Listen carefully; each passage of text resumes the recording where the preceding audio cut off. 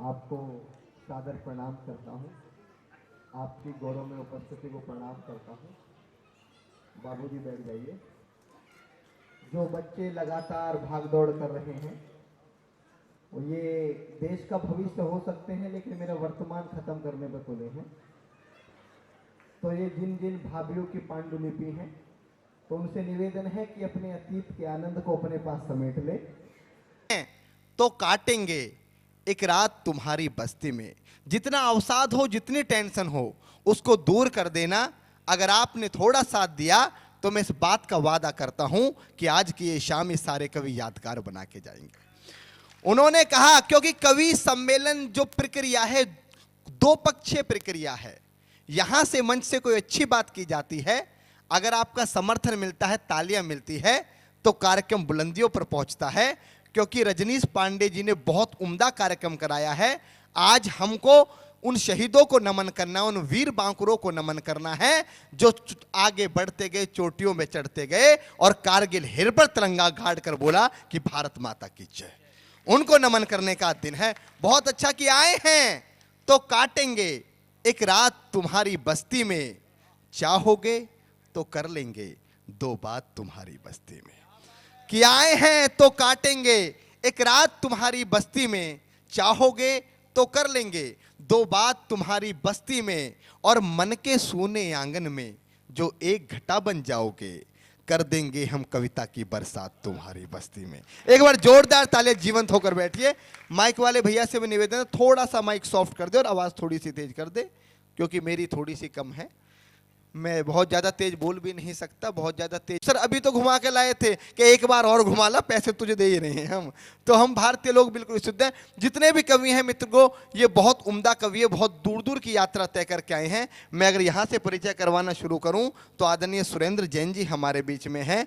आपकी उत्तराखंड की मिट्टी को जिन्होंने पूरे देश में पहुंचाया है, बाजपुर उत्तराखंड से हैं। सुरेंद्र जैन जी के लिए एक बार जोरदार तालियां आप बजाएं। बहुत अच्छी कविताएं लिखते हैं, गीत लिखते हैं, गजल लिखते हैं, हर विधा पर उनकी पकड़ है। ऐसे सुरेंद्र जैन जी जिन्होंने उत्तराखंड की भूमि की रज को पूरी दुनिया से मिला दिया, मैं उनको नमन करता हूं, प्रणाम करता हूं।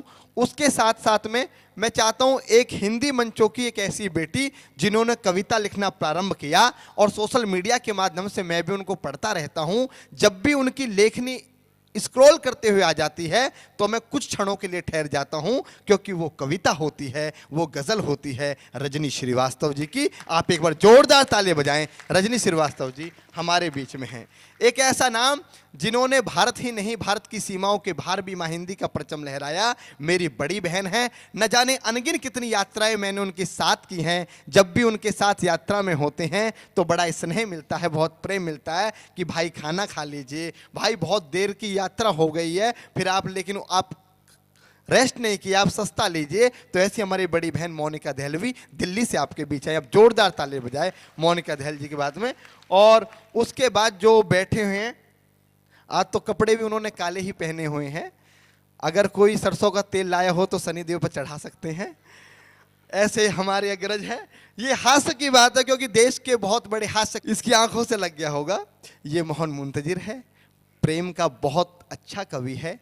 आपकी उत्तराखंड की धरती से निकलकर जब एक नाम आता है मोहन मुंतजिर, तो सारी चीज़ें ठहर जाती हैं। बस मोहन के प्रेम की कविता याद रह जाती हैं, जिसने प्रेम के विपक्ष में लिखा और विपक्ष में बैठते हुए भी जिसकी सुपारी भारत की हर लड़की ने दे रखी है कि मोहन मुंतजिर की हत्या करने पर कई करोड़ का इनाम मिलेगा। ऐसे मोहन मुंतजिर हमारे साथ, एक बार जोरदार ताली बजाए। उत्तराखंड से निकलकर पूरे देश में इन्होंने नाम कमाया, मोहन मुंतजिर जी।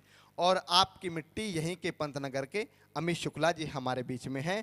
गीत गजल लिखते हैं। आज मैं भी उनको पहली बार सुनूंगा। लेकिन मित्रों, जब पहली बार बहू घर में आती है तो हम उसका सम्मान ज़्यादा करते हैं, अधिक करते हैं। तो बहू को मुंह दिखाई दी जाती है। मुंह चाहे कैसा भी हो, पर एक वो एक परंपरा होती है कि मुंह दिखाई दी जाती है। तो हमारे अमित शुक्ला जी जो हमारे बड़े भाई भी हैं, बहुत उम्दा कवि हैं, मुझे बताया जा रहा था, मोहन बत के लिए आया हूं। जितने वाइस चांसलर हमारे बीच बैठे हैं, चांसलर साहब बैठे हैं, डीएम साहब बैठे हैं, सबको इसलिए मैं प्रणाम करना चाहता हूं कि आपने माँ हिंदी की लाज को बचाया है। क्योंकि अंग्रेजी आपको बहुत बड़ा व्यापार दे सकती है, कार दे सकती है, लेकिन संस्कार आपको केवल माँ हिंदी दे सकती है। सुमित्रा नंदन पंत जी ने उत्तराखंड की धरती से पूरी दुनिया में हिंदी कविताओं को, जिनको सिलेबस में पढ़ाया जाता है, पाठ्यक्रम में जिनकी कविताएं हम पढ़ते हैं, वो इस उत्तराखंड की पुण्य धरती पर यहाँ पर अवतरित हुए थे। तो मैं निवेदन करता हूं मित्रों, माँ हिंदी की तरफ से मैं एक छोटा सा कवि अमित शर्मा आपको प्रणाम करता हूं, नमन करता हूं। मैं दिल्ली के पास एक शहर है नोएडा, उसमें भी रहता हूं। अगर आपके हाथों में थोड़ी सी ताकत और आंखों में लज्जा शेष हो तो आप मेरे लिए भी बजा सकते हैं। और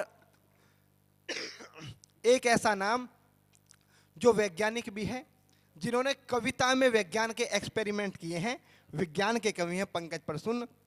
मुझसे गलती हो गई, मुझसे उनका नाम छूट गया था, मैं इस अपनी गलती को सुधारता हूं। लखनऊ से आपके बीच आए हैं, हास्य व्यंग के बहुत बड़े कवि हैं, जिनकी कविताओं को अनुपम खेर जी ने अपने पेज से शेयर किया, अमिताभ बच्चन जी ने अपने पेज से शेयर किया। एक उनकी बहुत फेमस कविता है जो मुझे निजी रूप से पसंद है, लड़कियां बहुत लड़ाका होती हैं, मैं भी एक बेटी का पिता हूं। तो हमारा सौभाग्य है पंकज प्रसून हमारे सामने हैं, आप एक बार जोरदार ताली।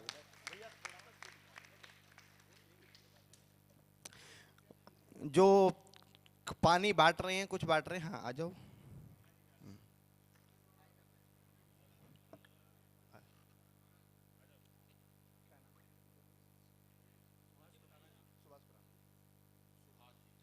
सुभाष खुराना जी हमारे बीच में हैं, वो भी मंच पर आ जाएं। आगे, अच्छा आगे दादा, अच्छा अच्छा अच्छा, अरे दादा आपको देख के तो बड़ी खुशी मिली है मुझे, क्योंकि एक सफल पुरुष के सर पर दो ही महिलाएं हाथ फिराती हैं,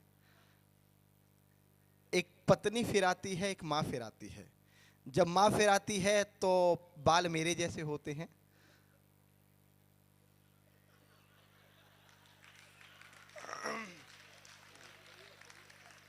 और मैं, लेकिन खुराना सर को देख के तो लग रहा है कि पूरे पंत नगर ने उनके सर में एक बार जोरदार तालियां बजाएं। बहुत उम्दा कवि है सर, मैं भी आपको सुनूंगा। हम हास्य व्यंग में बहुत सारी बात कह देते हैं, क्योंकि ये ताकत भी हमारे पास है, हम आपस में व्यंग कर लेते हैं। हाँ, पानी की बोतलें दे दो आप। हाँ, मेहनत मैं कर रहा हूं, पानी वहां बांटा जा रहा है। यही हो रहा है हिंदुस्तान में, जो काम कर रहा है उसे कुछ नहीं मिल रहा। अच्छा आ गए, धन्यवाद धन्यवाद, भगवान आपको जल्दी प्रधानमंत्री बनाए। आप पीछे से आकर दे दीजिए। हाँ, वो तो चाय नहीं है इसके पास में, वरना पक्का बन जाता। हाँ, चाय लेकर आओ, प्रधानमंत्री बनोगे। हाँ, तो मित्रों, मैं बहुत लंबी भूमिका ना बनाते हुए, क्योंकि आप बहुत देर से विभिन्न प्रकार के कार्यक्रम देख रही हैं, मैं यहां से कार्यक्रम शुरू करना चाहता हूं। बच्चों से निवेदन है कि बेटा आप भी बैठिए। हाँ बेटा, जब आप इतनी रात तक जागते होंगे तो मम्मी पापा को बहुत दिक्कत होती होगी, आप सुबह स्कूल नहीं जाते होंगे। एक बार बच्चों के लिए ताली बजाएं। भाभी जी इतनी गुस्से से मत बच्चे को डांटे, कोई दिक्कत नहीं है। हाँ नहीं, आपकी क्षमता पे हमें कोई शक नहीं है, इसे अपने पास बिठा लीजिए, शांत करा दीजिए, क्योंकि आप अपनी पे आ जाएं तो बच्चा उसका बाप भी शांत हो सकता है। आपकी क्षमता भूतपूर्व है। हाँ, कोई गुस्सा मत कीजिए, कोई दिक्कत नहीं है। एक बार जोरदार ताली बजाए। मुझे अभी उस तरह की ताली मिल नहीं रही है जिस तरह से मैं मेहनत कर रहा हूं। मैं देवभूमि में मैं चौथी बार आया हूं। आपको पुनः नमन करते हुए मैं कार्यक्रम का आरंभ करना चाहता हूं। बस एक बात इसलिए कहना चाहता हूं कि जहां भी आपको अच्छा लगे कि कवि की बात आपसे दिल से ठक से दस्तक देती है, तो आपकी तालियां मिले। जब कवि कहे कि आपका आशीर्वाद चाहता हूं, तो आशीर्वाद का मतलब ये नहीं है कि आप सामने से खड़े होकर आए और कवि के सिर पे हाथ रखने लग जाए। आशीर्वाद का मतलब है आपको ताली बजानी है। जहां आपको पंक्ति अच्छी लगे ताली बजानी है। अगर कोई पंक्ति समझ में नहीं आती है तो और तेज ताली बजानी है, ताकि आपके पड़ोसी को पता लग जाए आप अतिरिक्त बुद्धिमान हैं। तो आपको अपनी इंटेलेक्चुअली खुली संभाल कर रखनी है।